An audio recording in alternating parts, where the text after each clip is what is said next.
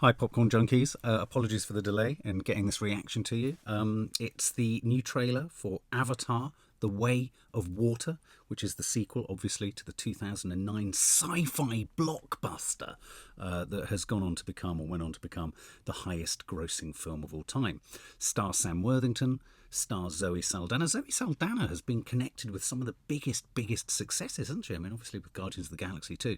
And it also stars, obviously, Sigourney Weaver. And it's set, I think, 15 years later.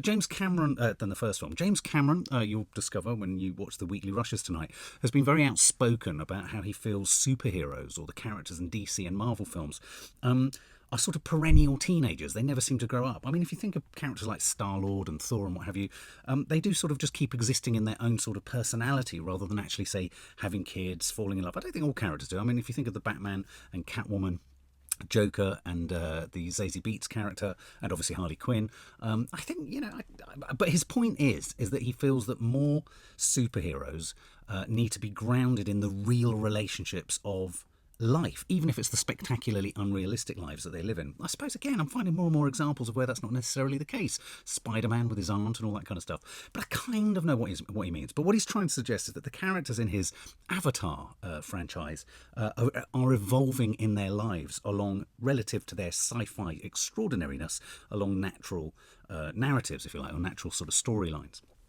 So as I say, this is set 15 years later. Now, I remember seeing the original Avatar. I remember seeing it with the girls. I remember us having the most spectacularly elaborate, I wish we'd kept them, they'd probably be a sort of collector's item now, wouldn't they? The most elaborate kind of 3D glasses, wraparound 3D glasses that we had to watch it in. I don't think 3D is happening with this one, does it? Is it? And I think partly the 3D aspect and the extraordinary price of seeing the original Avatar in 3D helped it get to its kind of, highest grossing film of all time accolade. So I personally don't think that this one is going to do the same business, but maybe it will. Now, for Avatar fans out there, I can't say I was a fan of it. I can't say I enjoyed it. I felt it was overlong.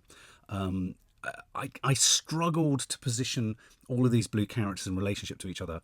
I think partly because I know there's real action meshed with CGI sort of animated sort of kind of stuff. I struggled with the kind of blue animated stuff, but we're talking years ago. We're talking even prior to me really, knowing or enjoying, superhero films or anything like that. So here's the thing, Avatar fans. I'm willing to just sit back and try and be proved wrong. I'm hoping that this film, though it comes in at a staggering, I think, is it 3 hours, 10 minutes? Is it? I think it's something like that. Anyway, is that too long for a film? I don't know. Anyway, so this is a sort of 2.5 minute trailer we're going to watch, and let's see if it hooks me in. Let's see if I'm bowled over and amazed. I'm not necessarily going to know the intricacies or intimacies of the original stories and how they've developed in this trailer, but I sure as hell can respond as someone who's got eyes and got ears.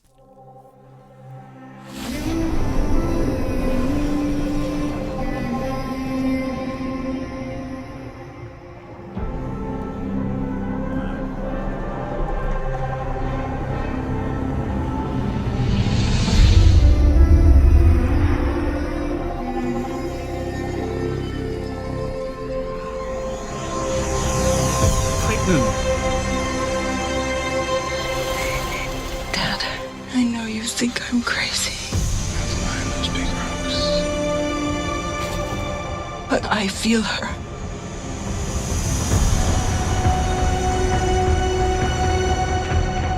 I hear her heartbeat. She's so close.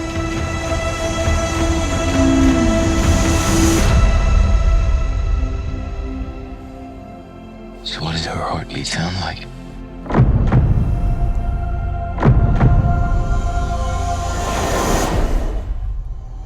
Mighty.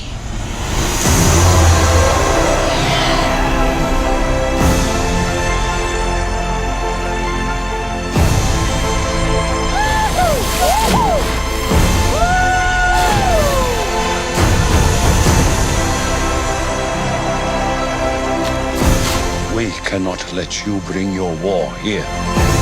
Outcast. That's all they see. I see you.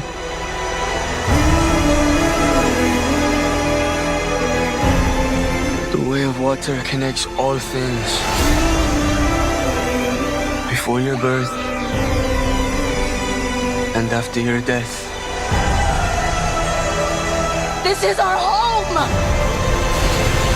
I need you with me. And I need you to be strong.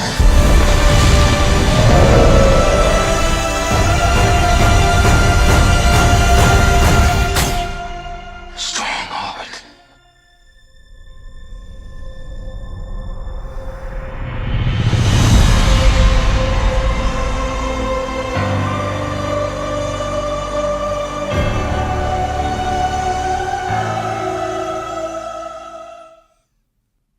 Wow. Okay, so very, very blue and aquamarine.